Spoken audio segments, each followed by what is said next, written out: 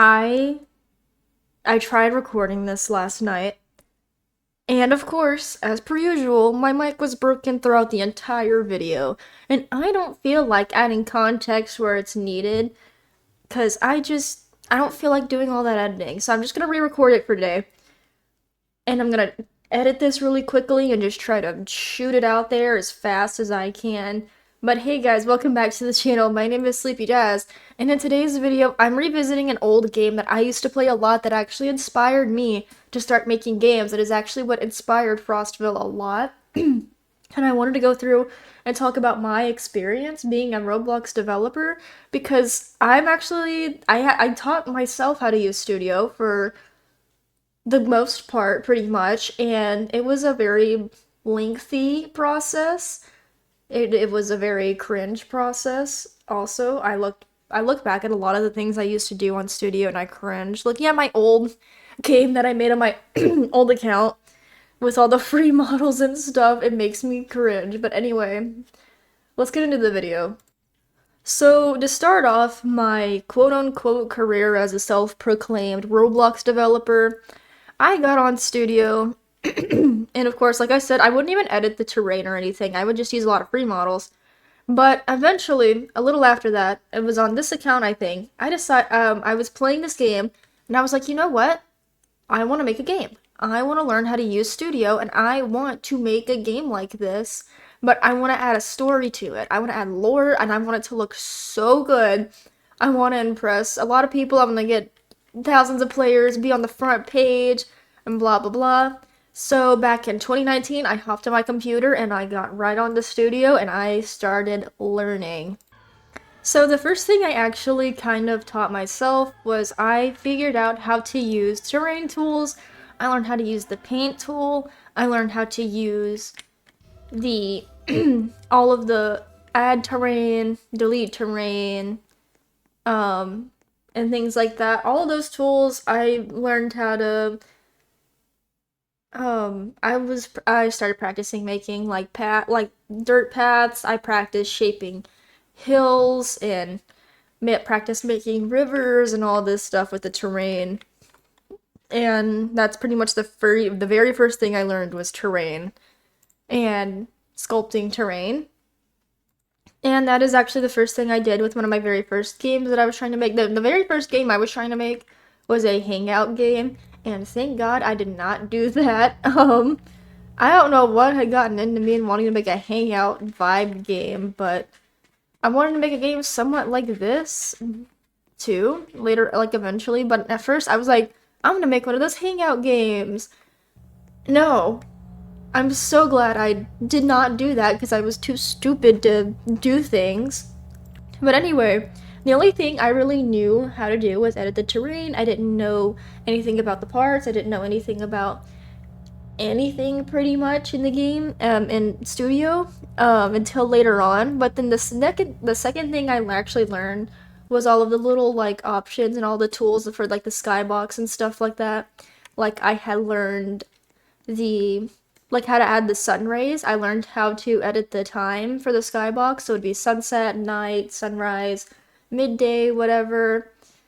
And after that, yeah, and I learned how to do like the bloom and stuff like that. And then I think after that is when I actually learned how to use parts and how to add them into Studio, learned how to anchor them, how to change the size, how to do all that. I learned all the tools and figured all that out finally.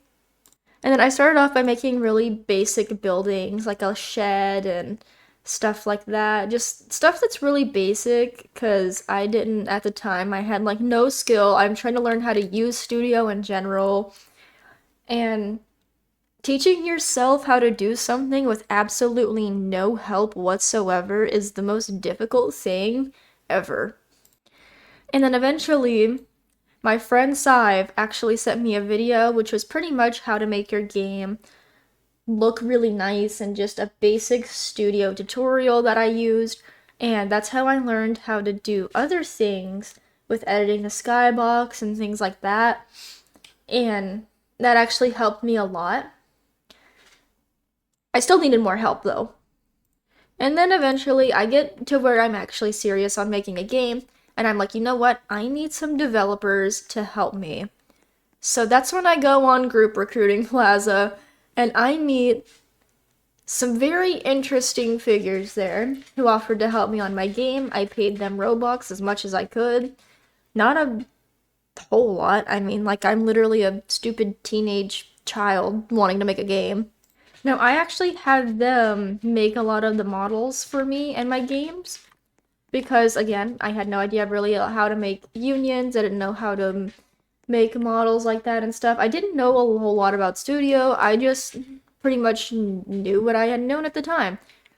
And one of my big issues was I would build on 0.01 studs and I would rotate things at like 1 degree. I didn't know I could change this for the longest time. I had no idea until actually up until like 2 years ago, maybe last year. I don't know. I was building on 0.01 studs. And my hand, I don't have surgeon hands exactly. I'm not too precise to be building on 0.01 studs and to have the rotating degree at like 1 degree. I don't have surgeon hands, so a lot of things were very off-centered, a lot of things were wacky, and that started to apparently annoy one of my developers. But then rather than explaining like, hey, you don't really have good precision to be building off of 0.01 studs and stuff like that. Here's how you change it and stuff, and here you should resize and redo all these things. He just decides to be dramatic whenever I ask him one time, why haven't you worked on the game in a while? And he's like, the studs, the decimals, there's so many decimals, oh my god, they're gonna kill me. And I'm sitting, and now, of course, I'm being a little dramatic about that, but he was also being dramatic, and I'm like, what are you talking about? Because I had no idea. I didn't even know where you could see the size of, like, the parts and stuff. I had no idea what I was doing wrong. And instead of explaining that, they're just like, oh, the decimals, the math, And I'm like, you know what? Whatever. I mean, like if they explained that to me a long time ago, I probably would have actually had a game out a long time ago. A long time ago. Now, the thing that also really slowed down my process in learning Studio was the fact that I wasn't really consistent with it back then. So I would be like, oh, I'm gonna get on Studio and make a game, and then I'd quit for a few months, and I'd get back and make another game. I have so many different games. I wish I could delete them off of Studio, really. But I'm gonna go back through and I'm gonna screenshot some of them. Screenshot some of them. I said that right the first time, I think. And I'm gonna put them on the thumbnail because obviously it adds for context instead of me just playing this game. But I've seen this game back when I first played it, and I was like, I want to make a game like this. I want to make a town game like this. And there's another game that also inspired me that I will also show you guys in another video. There's a lot of people over here. Just standing in front of the sheriff's department. But there's another game that inspired me to make one of my first town or city games, and I'll show you guys that one too. Eventually. Well, of course, I'm not making the other town game. I'm just making Frostville. That's like the only town game I'm gonna be making. I'm only making 3 games. I mean, saying only sounds a little But I'm only making 3 games. I'm making an obby. I'm making my Dream World game. And then Frostville. Frostville's gonna be the town game with a lot of lore. The Everything obby is obviously an obby. And then Dreamworld is gonna be a little bit personal to me, but I'm obviously still gonna have a public and everything, but it's just gonna be a lot about just personal things for me and things like that. Just something that's deep, I guess, because I just felt like that would be a cool game to make. Anyway, a little after I learned, going back to my learning experiences, after I learned how to use parts and things like that, I started looking up basic script tutorials, not like very broad, but like more specific things like scripting the mannequins with the clothing and scripting like basic sprint scripts, basic day and night cycle scripts, all of that stuff. And oh, that's a person. And just basic things like that. I would look up very specific tutorials for those things, specifically for those things, because I I don't know, I'm not much of a scripter. I don't even remember half the scripts that I put into my game, but I promise none of them have a virus or anything. They're just basic YouTube scripts like, oh, how to make the pants purchase and the shirt purchase and blah blah blah so people can purchase clothing through the game. And how to make people sprint using shift and how to do this and that, day night cycle, whatever. So I didn't script a whole lot, just a few basic things I wanted in my game, and that's about it. And I don't know if I'll ever get to learn scripting a lot. I mostly just I want to focus more on getting better at making builds and stuff, because that's like I like building a lot of things. I get a lot of ideas. It's just I don't know how to make them exactly in studio, and that still applies to this day. There's also other games that are not mine that I worked for that I no longer work for. These games people don't know. These games I'd rather people not know. And if you know that game, then I'm about to go on a whole rant about a little something. But I don't work on these games for a reason, and I don't plan on going back to those games for a reason. God, Jesse was wanting to come in here to make some side commentary because he was also actually inspired by this game with his style and stuff like that, which I think is actually really cool because we both would play this game a lot. This is back before we even met each other. Like, a lot of the games I play on a regular basis, he would also have played on a regular basis back before we met, which is literally crazy because we're both kind of wondering, like, what if we ran into each other at an earlier time? Because we both would have had completely different usernames. I didn't even go by Jazz at all up until what was it, like 3 or 4 years ago. I started using Jazz, and he also started using. I think he's always used Jazz. I never had always done that. Of course, I had my Galaxy Cupcakes phase. I don't want to talk about it, and then Cyberpunk Jazz phase, because I was obsessed with Cyberpunk and Neon and shit. I don't know why. I don't know if I want to wait for him to do commentary, because he's currently busy blowing up our toilet. But overall, as somebody who taught myself studio, the one advice I want to give to anybody else that wants to learn how to make games in Roblox, and anybody that like wants some advice for learning how to use studio, just it's a lot of patience. So you just have to really be patient. YouTube is a lot of help for things, but also just experiment. It's just hands-on learning. Like, just get, like, honestly, the best way that I learned is to just dive into studio, experiment with things, push all the different buttons and all the settings you see, and just mess with them and see what they do, and then just create your own style and then make your own game. It takes a lot of patience, but if you're like me and you started off not knowing what the hell you're doing, just be patient. Just experiment. I wish I had experimented more on my own, and I actually might still do that and just be like, hey, what does this do? What does this do? Like, learn it. It gets hard because a lot of frequently studio does kind of change the layout of where things are at. So sometimes you kind of just get lost and confused. But overall, I think learning studio was like the most fun thing I've learned when I was in high school. And I didn't even have a class for computer coding and scripting and things like that and making games and doing things like this. I just learned it on my own when I was in high school because I was like, I don't know what I want to do with my life. I'm going to go make a Roblox game and I'm going to make content with Roblox. Also, I'm going to say this, no matter what anybody tells you, it's definitely better to kind of learn more on your own or with YouTube.